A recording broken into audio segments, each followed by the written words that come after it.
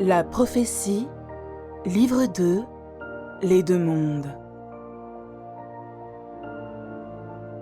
Un roman autobiographique de Declan Reid. Avec les voix de Claudine Abdelkader et d'Alexandre Michalak. Avertissement. Ce livre audio contient des scènes érotiques explicites qui pourraient heurter la sensibilité de certaines personnes. L'écoute en est donc réservée à un public averti.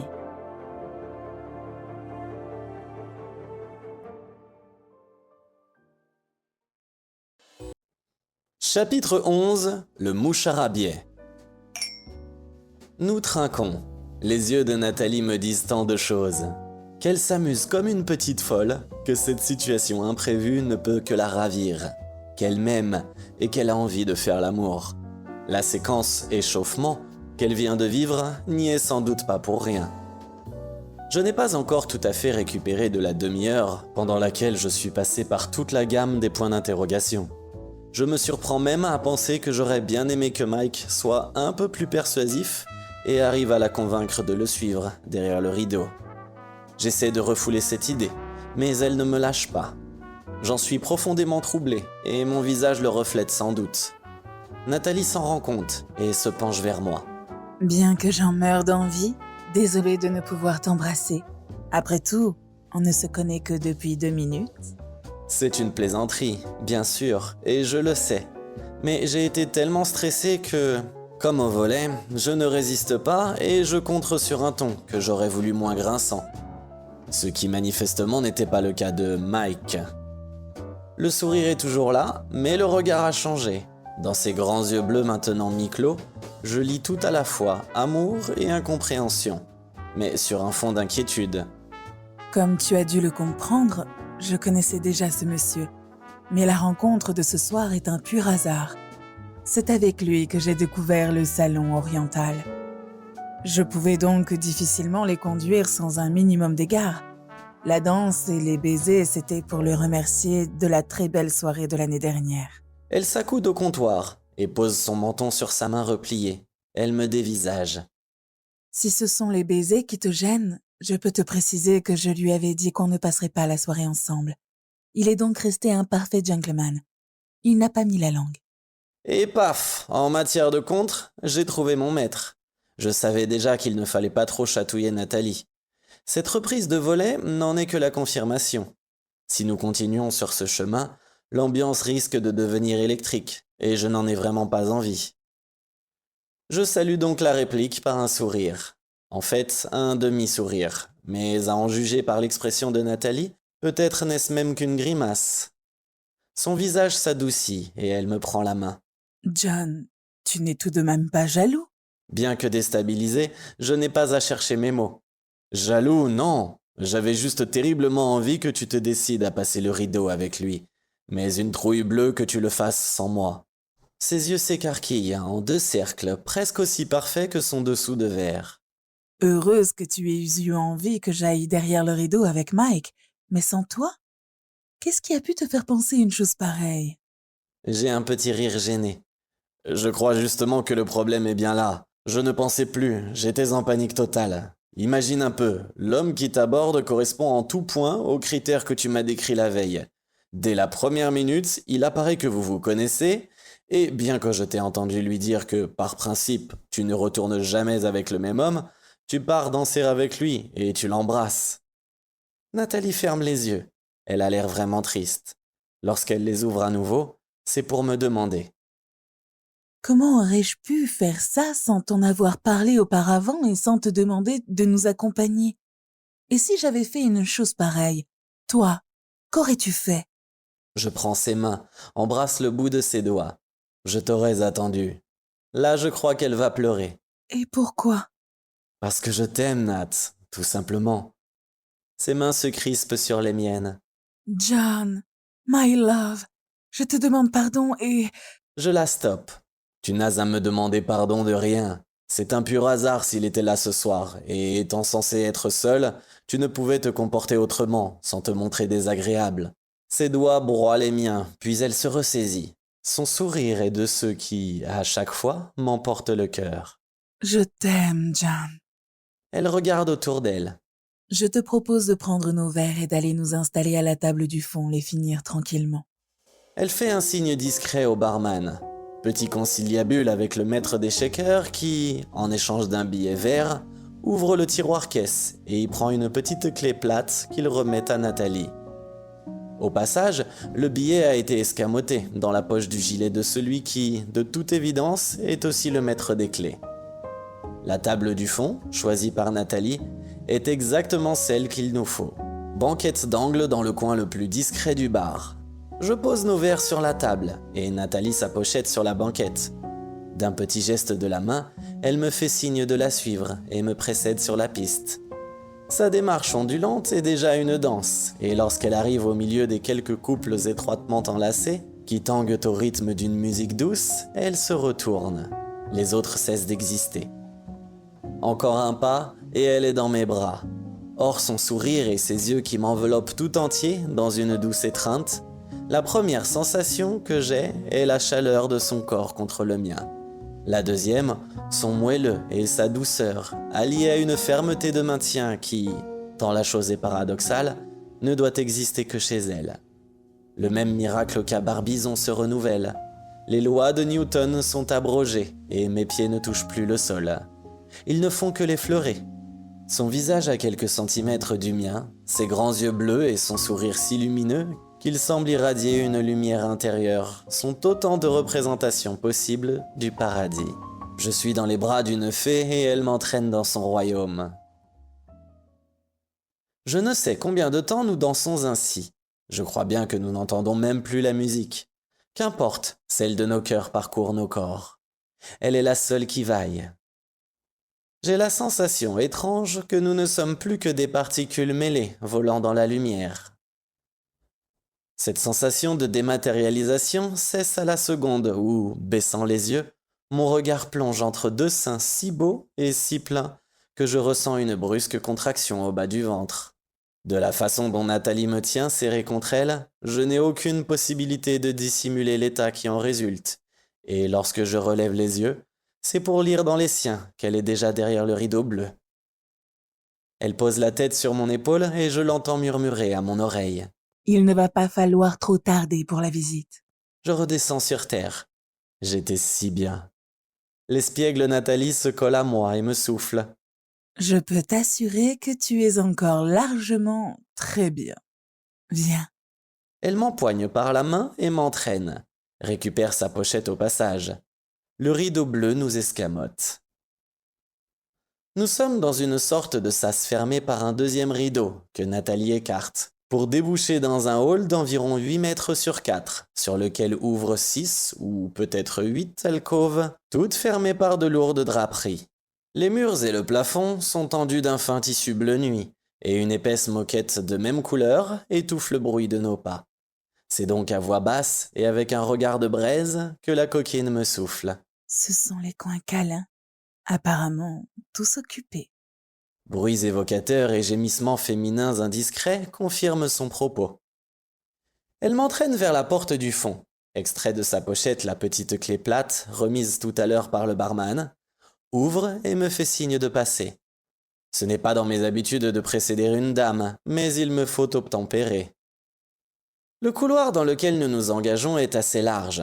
Sur des murs d'un bleu soutenu, l'éclairage tamisé est agréable et très apaisant. Une légère courbe et nous arrivons devant 4 portes. Seule celle de droite est entr'ouverte.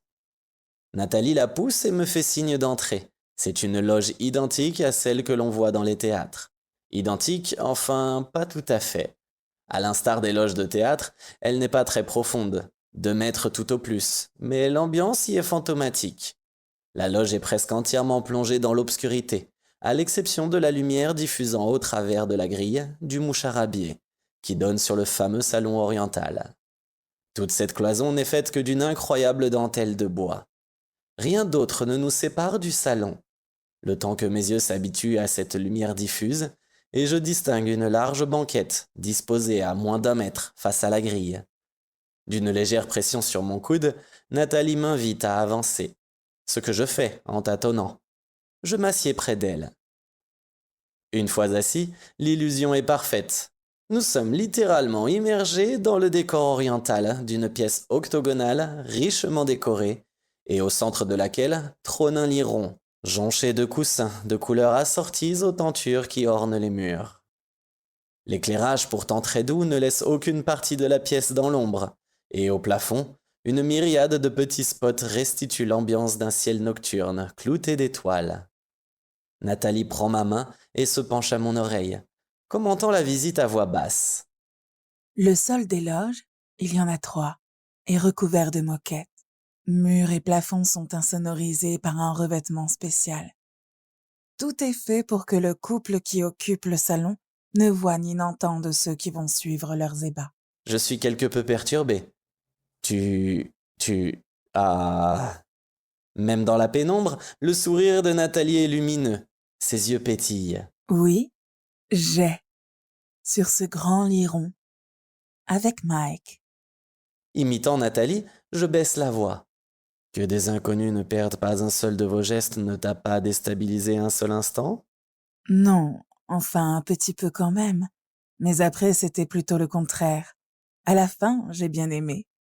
Tu connais mon côté exhibitionniste. D'ailleurs, comme je te l'ai dit, tu ne peux pas savoir s'il y a quelqu'un qui te regarde. Si ça se trouve, il n'y avait personne. En fait, tout est dans ta tête. Je ne sais pas. Je suppose que si j'avais pu voir les spectateurs, peut-être me serais-je enfuie. Tu ne t'es pas enfui avec Gabrielle, j'ai même plutôt le souvenir du contraire. Elle pose sa main sur ma joue et m'embrasse doucement. Sauf que tu étais là et que Gabriel n'était pas un fantasme, pas davantage un spectateur, et que j'ai le cœur plein de nous 3 quand je pense à lui. Elle me sourit tendrement, m'embrasse à nouveau et pouf. Aux yeux de la plupart des gens, je dois être l'incarnation de la lubricité. Tant pis, j'assume. Je la serre doucement contre moi. Non, pas tant pis, je dirais tant mieux. Si la Terre pouvait n'être peuplée que d'incarnations lubriques comme toi, nous serions encore dans le jardin d'Éden. Elle caresse doucement mes lèvres avec son pouce. Elle a tout à coup l'air timide. Enfin, pas si timide que ça. Est-ce que tu voudrais que je te montre tout ce qui s'est passé sur ce lit?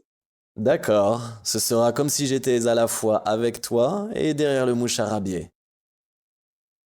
Lorsqu'après plus d'une demi-heure de folie, nous sortons du salon oriental et repassons par le bar, afin que Nathalie rende la clé, j'observe que Mike, toujours seul, n'a pas bougé de la place où nous l'avons laissé. Nathalie aussi l'a remarqué. Oh mon Dieu, Mike est encore là. Il y a de la culpabilité dans sa voix, et le regard désespéré que lui adresse Mike ne va sans doute rien arranger. Je chuchote à son oreille. Je ne voudrais pas que tu te sentes coupable de l'avoir éconduit. Va lui parler si tu veux. Je vais à la voiture. Prends ton temps, je t'attendrai. C'est comme si j'ôtais un poids de ses épaules. Elle retrouve instantanément son sourire. Merci, John. Tu es un amour. Je vais essayer de me faire pardonner. Une petite demi-heure, et j'arrive. Une main sur sa taille, je la pousse du bout des doigts. Va, ne le fais pas attendre. Sinon je crains qu'il ne te faille le réanimer, et le bouche à bouche n'y suffirait pas. Ses yeux sont deux puits d'amour. Tu es mon miracle, John. Je t'aime. Je l'embrasse et me dirige vers la sortie. Juste avant de franchir la porte du couloir, je jette un rapide coup d'œil. Mike se lève pour l'accueillir. La limousine est garée devant l'entrée. Fidèle à sa parole, le chauffeur est ponctuel. Il m'ouvre la portière. Merci, madame arrive dans un petit moment. Je vais l'attendre. Vous pouvez retourner au volant. Impassible, il s'exécute. Bien, monsieur. Pour ne pas attirer l'attention, je monte et m'installe sur la banquette. La vitre entr'ouverte, je surveille l'entrée du bar. Un quart d'heure, une demi-heure. Les minutes passent, interminables, et toujours pas de Nathalie. Je commence à être inquiet et je suis sur le point de redescendre pour aller à sa recherche, lorsque le cerbère en faction devant la porte s'efface. C'est elle. Elle s'arrête un instant, ouvre sa pochette, lui donne un pourboire et se dirige à pas pressés vers la voiture. Comme convenu, je reste dans le véhicule. Je la regarde avancer vers moi. Hormis le léger désordre de sa coiffure, rien n'a changé, surtout pas son élégante démarche de danseuse. Je regarde ma montre, minuit et demi. Un peu plus de 3 heures déjà que nous sommes entrés au Blue Velvet. La portière s'ouvre, Nathalie entre, s'assied près de moi et referme. Elle se penche vers l'interphone Calle 8, 1654, please. et remet le commutateur en position réception. La limousine s'ébranle. Nathalie pousse un long soupir et, toujours sans un mot, vient se blottir contre moi. Je la serre dans mes bras et la respire doucement, comme je le ferais d'une fleur fragile. Derrière l'oreille, le cou, mais quelque chose a changé.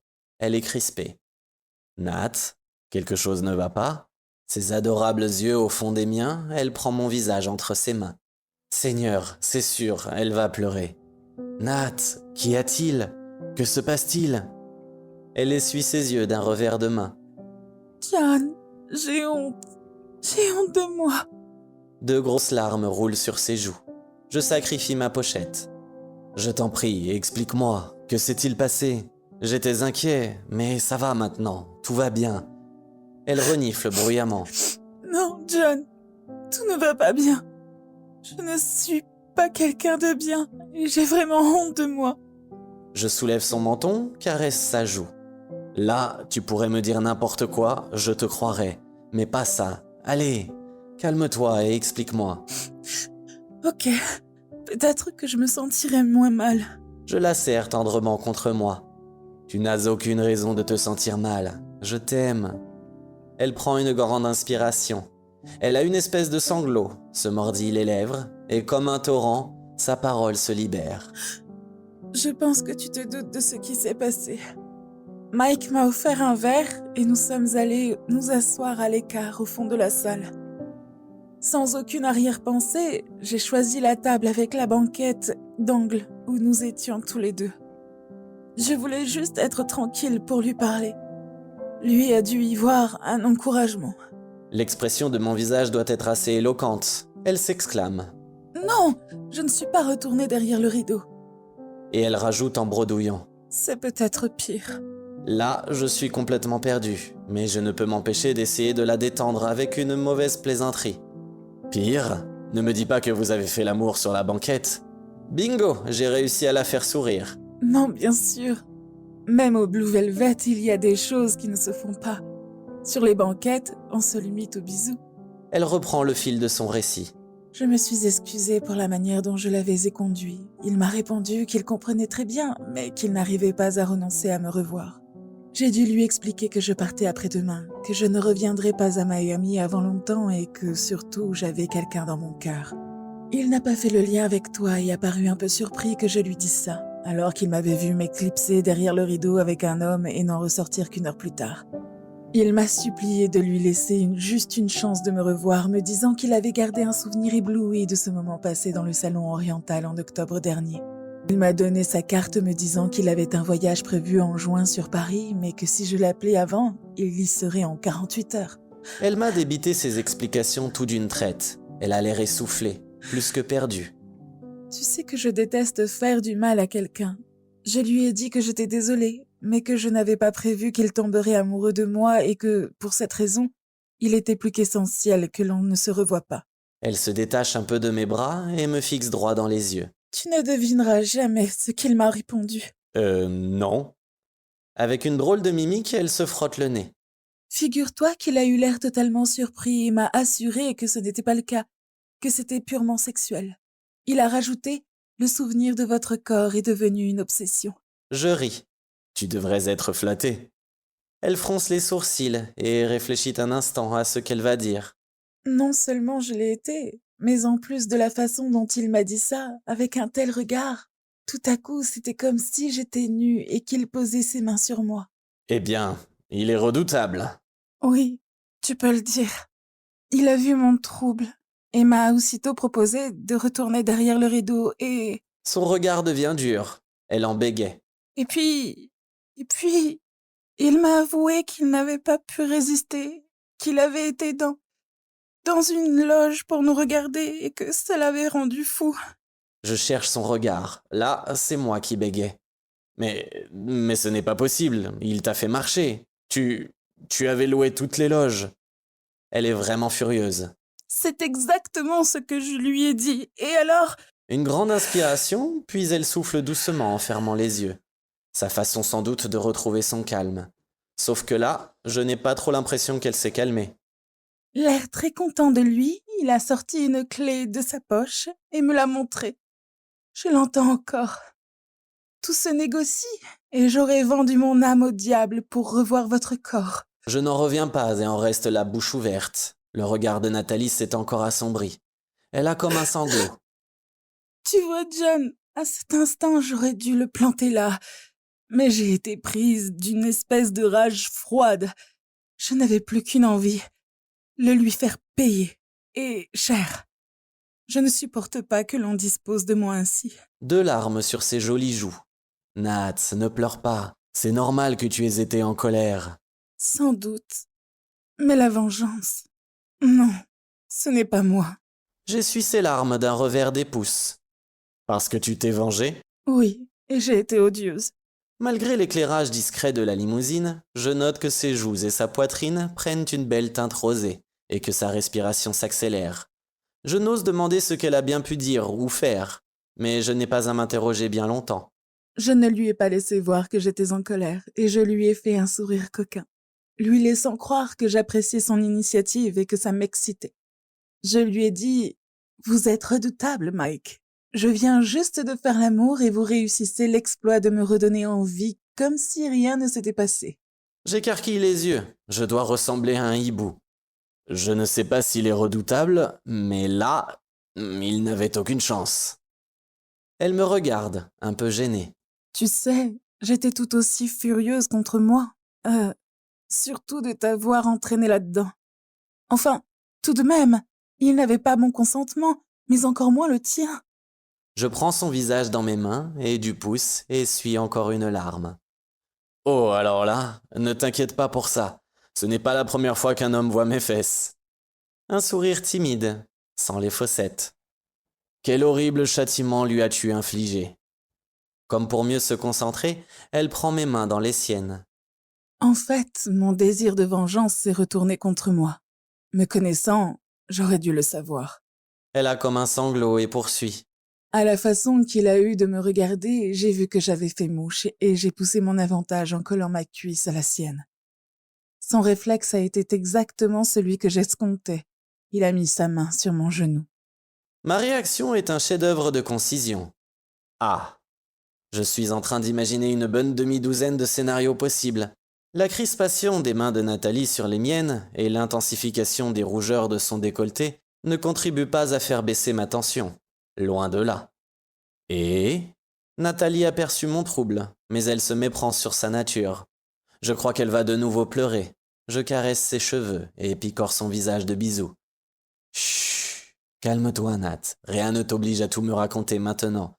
Demain, elle ne me laisse pas poursuivre, se recule vivement. Ah non, sûrement pas. Crois-tu que je pourrais dormir si je ne te dis pas tout, maintenant ? La limousine est arrêtée à un feu et, malgré les vitres teintées, la lumière du lampadaire juste au-dessus éclaire en plein le visage de Nat. D'accord, je t'écoute. Vert, la limousine redémarre, et avec elle, le récit de ma blonde némésis. Donc, sa main n'est pas restée longtemps sur mon genou et je n'ai rien fait pour l'empêcher d'aller plus loin. Au contraire, je me suis penchée vers lui et je l'ai embrassé. Un vrai baiser cette fois, avec la langue.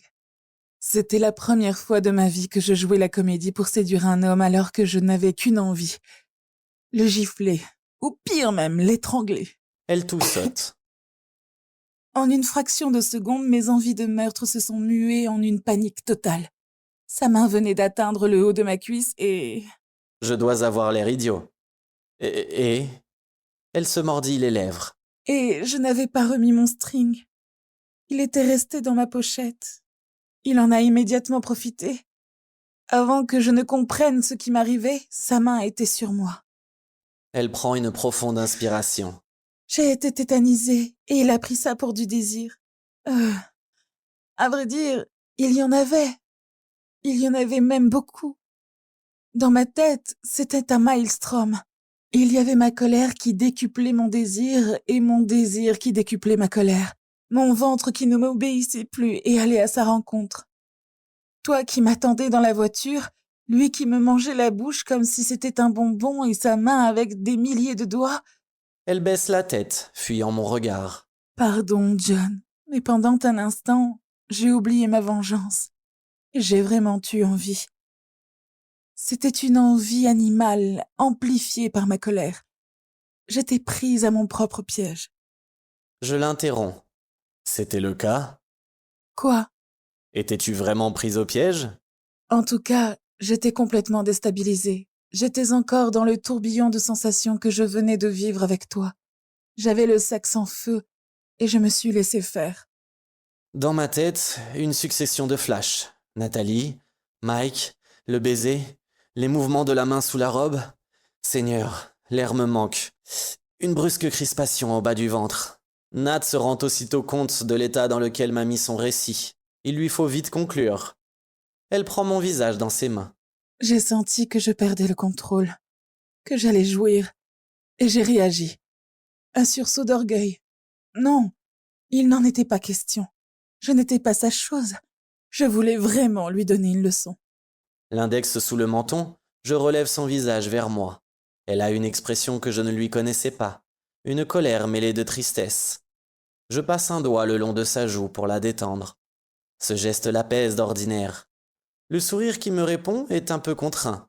Elle pousse un gros soupir, reprend son récit.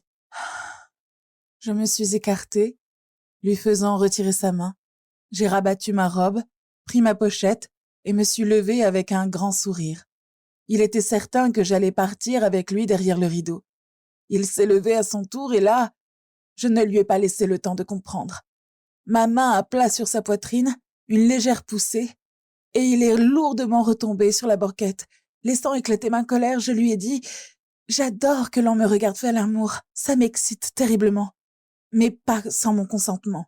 La prochaine fois que vous ferez ça à une femme, rappelez-vous de lui demander d'abord la permission. » J'ai tourné les talons sans lui dire au revoir. Je n'arrive pas à oublier sa tête. Il avait l'air hébété et surtout si triste. À travers les vitres teintées de la limousine, les lumières de la ville jouent sur le visage de Nathalie et accentuent les expressions de colère et de tristesse qui s'y succèdent.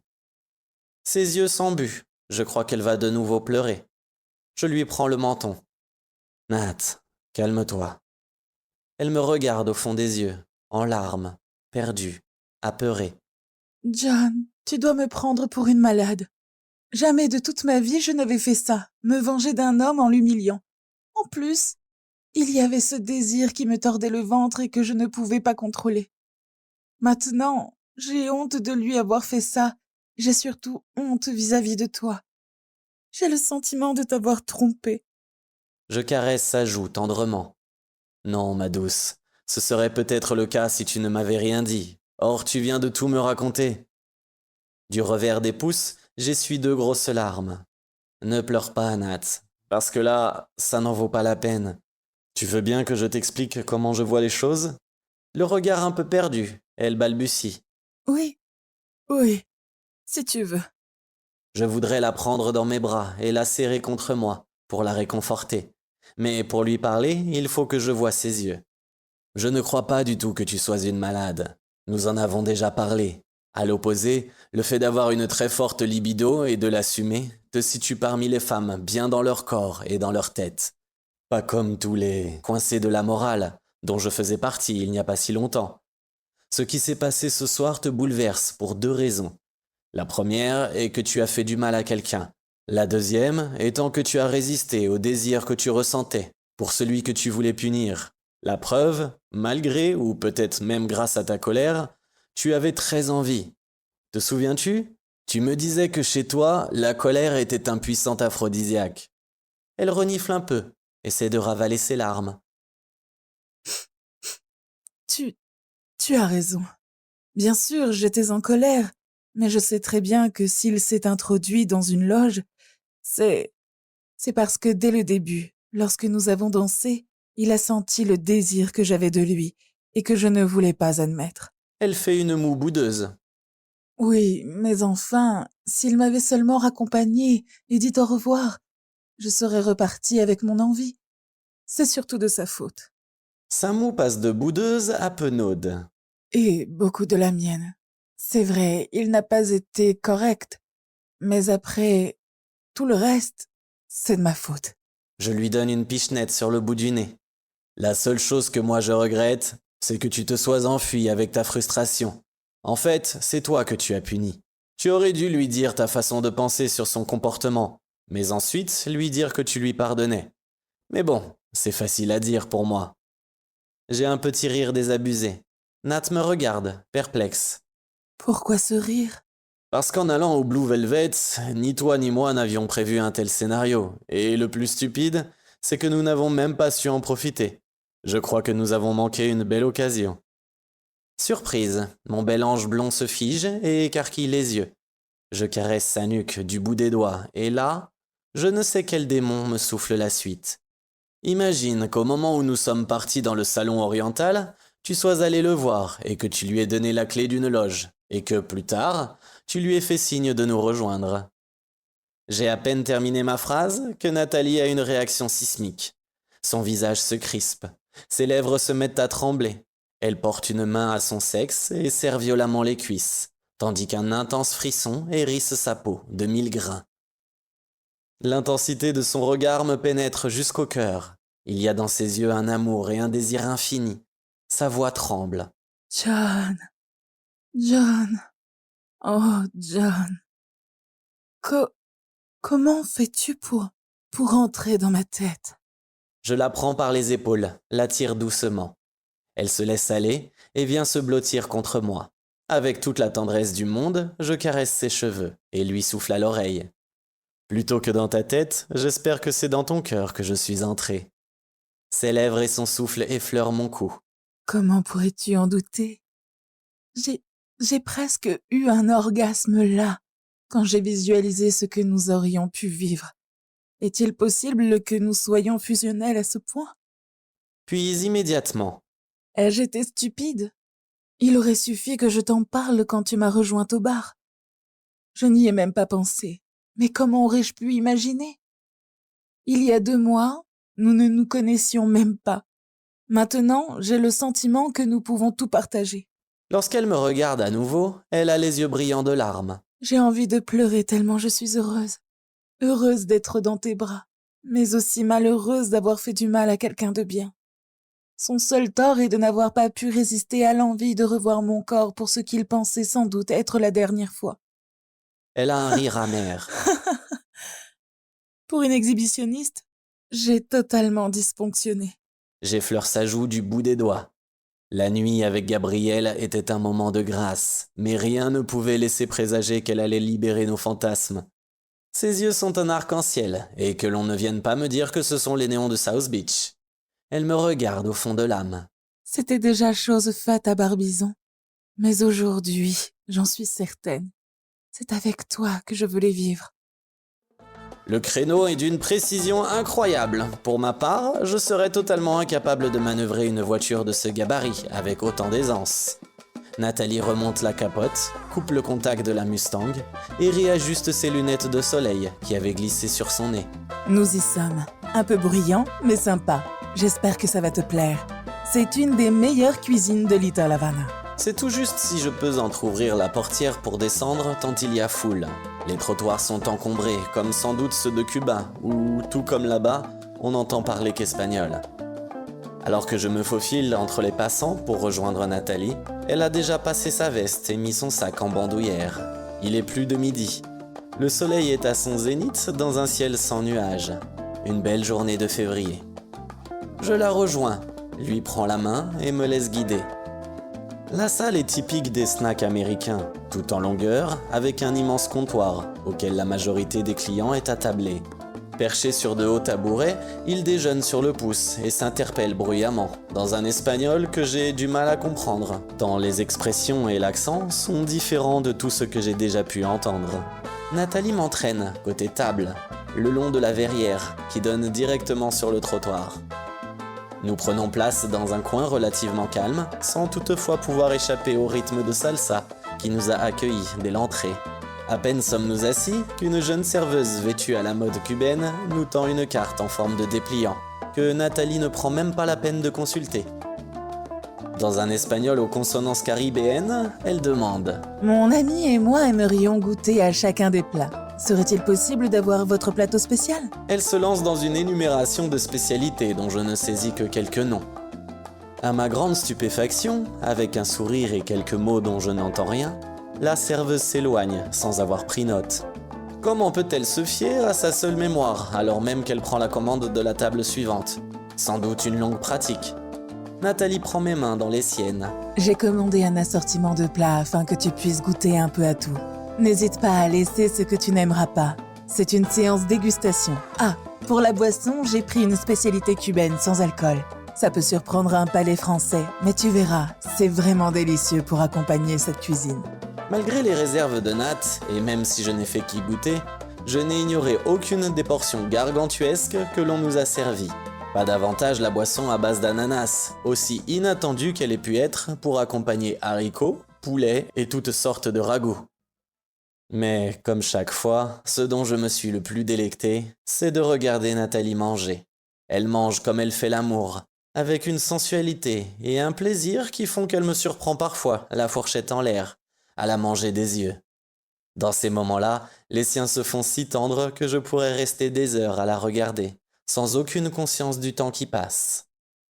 Mon initiation à la cuisine cubaine terminée, nous partons tout l'après-midi lézarder sur la même plage privée qu'avant-hier. Elle étrenne un nouveau maillot, nouveau par la couleur, verte, non par la forme, encore moins par la taille. L'océan est encore plus bleu que la dernière fois. Tout est aussi bleu que les yeux de Nathalie et que le rêve que je vis dans ce paradis. Nous avons joué dans les vagues comme des gamins, entrecoupant chaque baignade de longues pauses, assis dans l'eau, nos doigts mêlés dans le sable de la grève, à écouter battre nos cœurs en contrepoint du ressac. Inexorablement, mais comme à regret, tout triste de nous quitter, le soleil s'enfonce derrière l'horizon. Une dernière douche à nous éclabousser et à rire, sous les yeux amusés du plagiste et du barman, puis, la peau gorgée de soleil et le cœur en fête, nous rentrons à la villa. C'est notre dernière nuit, demain nous rentrons à Paris. Quelques fruits, une autre douche câline pour enlever les derniers grains de sable, et la nuit nous retrouve nus entre les draps, l'immense baie ouverte sur un clair de lune presque aussi magique que celui de Barbizon. Face à cette féerie, je suis adossé à une pile de coussins, et Nathalie vient se blottir contre moi. Je passe un bras autour de ses épaules, et de ma main libre, l'effleurant du bout des doigts, je parcours son corps dans ses moindres recoins. Je souris. Pourquoi souris-tu? Pourquoi je... Mais comment sais-tu que je souris? Tu ne me vois pas? Je n'ai pas besoin de te voir pour savoir que tu souris. Je le sens. Alors, pourquoi souris-tu? Ma main est remontée jusqu'à son sein gauche. Parce que je pense qu'il ne reste aucune trace de notre débauche au Blue Velvet et de ton extra avec Mike. Rapide comme l'éclair, sa main file vers le bas de mon ventre et s'empare de la partie la plus sensible de mon anatomie. Sa voix n'est plus qu'un murmure. Dis encore, une fois que je suis une débauchée et... Mon rire la surprend. Je sens comme une crispation au bout de ses doigts, fermement accrochés à ma virilité. Le ton se veut menaçant, mais je sais bien que c'est un jeu. Enfin, j'espère. Es-tu inconscient à ce point? Tu ne seras peut-être plus qu'un eunuque dans quelques secondes, et ça te fait rire? Là, je suis sûr qu'elle joue. Je crois pouvoir affirmer, sans forfanterie aucune, qu'elle a autant besoin que moi des attributs qu'elle empoigne si fermement. Oui, d'autant que c'était un compliment. Ce sont des mots tels que vertu, pudeur, et autres du même acabit qui, depuis 2 mois, sont devenus grossiers à mes oreilles. En tout cas, ils résonnent dans ma tête comme les synonymes de tristesse, de frustration et même d'infirmité. Sans lâcher sa prise, mais d'une voix qui ne peut masquer son trouble, elle s'étonne. Il va falloir me mettre les sous-titres. Bien que très à l'étroit entre ses doigts, qu'elle n'a pas desserré d'1 millimètre, je complète. Bien volontiers, et je vais même te donner une définition. Celle du dictionnaire pour le mot débauche est la suivante. La débauche est un usage jugé excessif et déréglé des plaisirs des sens. Elle resserre son étreinte imperceptiblement. Là, je crois que tu t'enfonces. Le calme que j'affecte se voudrait olympien, mais je crois bien que ma voix tremble un peu. Je suis à la frontière du plaisir que peut procurer une telle prise. Les mots ont un sens, et là, ce sens me paraît évident. Elle doit ressentir ma sincérité, mais aussi mon émotion lorsque je poursuis. Dans cette définition, un seul mot donne tout son sens à la phrase. C'est le mot juger. À cette affirmation sentencieuse, je ne peux que répliquer. Qui juge et qui décide? Ce qui est excessif est déréglé. Il en est certain pour qui la seule vue d'une cheville nue ou d'une chevelure lâchée sont des preuves indiscutables de débauche.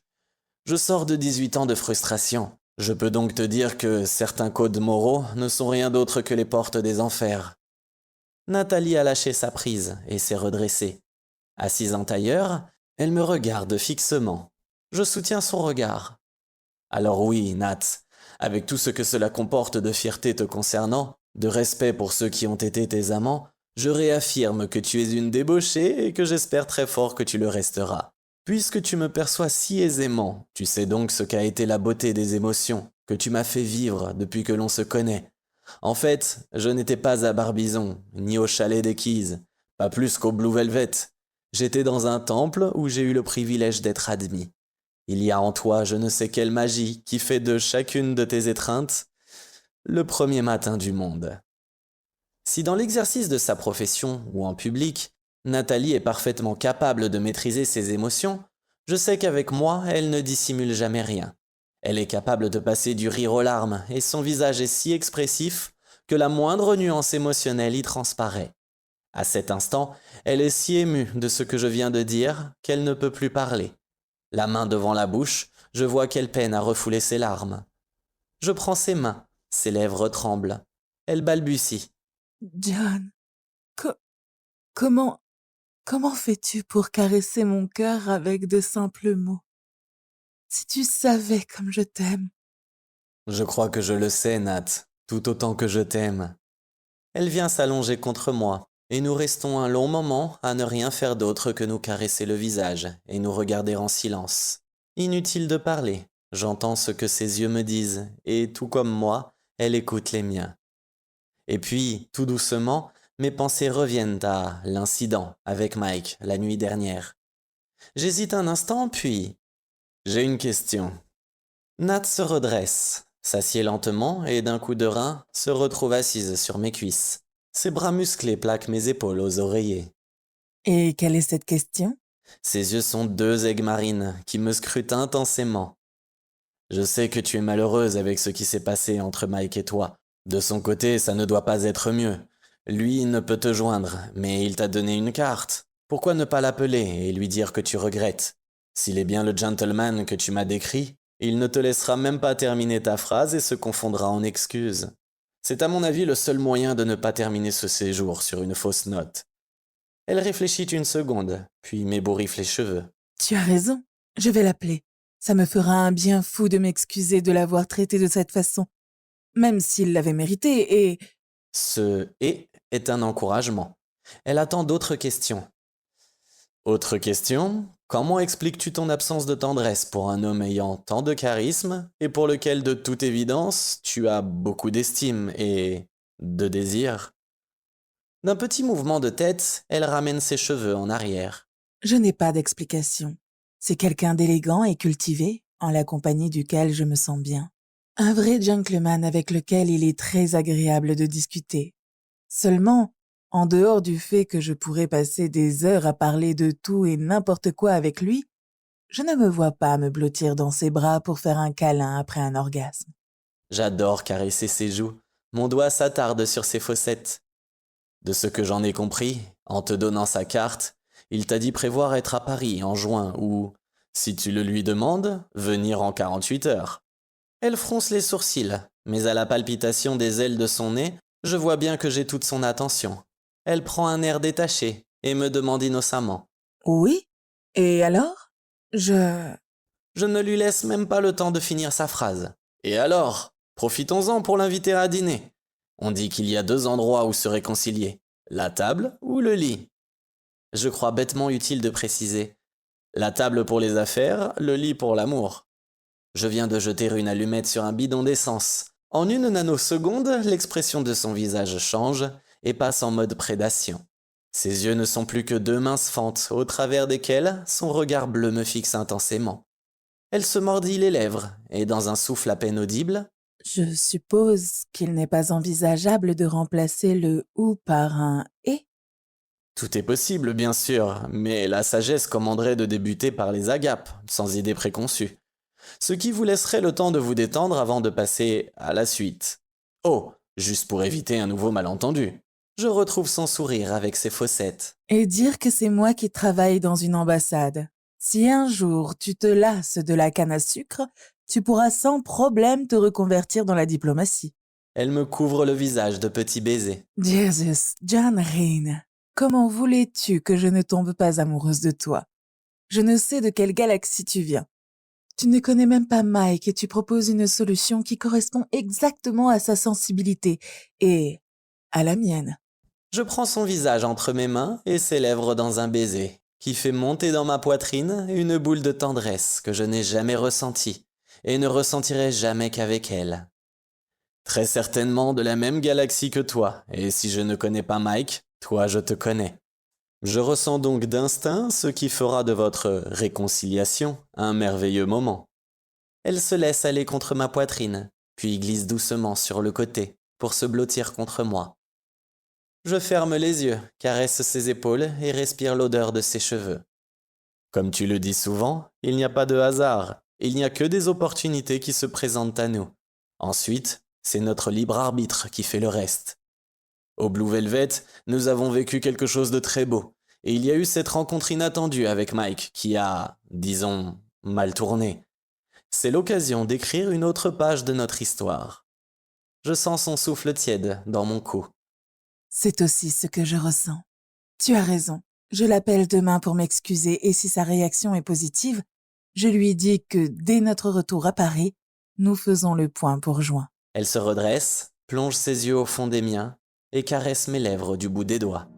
Cette nuit, j'ai rêvé de toi, de Gabriel, de certains de mes partenaires du campus de Rochester, ceux du Saphir et aussi de la rue de Nou. Tout était un peu confus. Une seule chose était claire, nette. Entre nous, un lien s'était créé et peut-être même existait-il déjà avant notre rencontre. C'était un lien. Je pose un doigt sur ses lèvres et continue sa phrase. Un lien qui fait que nous serons toujours ensemble où que nous soyons. Ne me demande pas comment je le sais. Je le sais, c'est tout. Sa bouche s'entr'ouvre, ses yeux se ferment, ses doigts se posent sur mon visage et descendent lentement sur ma poitrine, puis sur mon ventre, et de là parcourent tout mon corps comme si elle voulait la prendre. Sans que je m'en rende compte, je fais les mêmes gestes. Mes mains viennent sur ses épaules et les yeux fermés, je la caresse doucement. Nous nous sommes endormis, baignés dans la lumière de la lune, et ce n'est qu'au matin, qu'encore engourdis, nos corps se sont cherchés.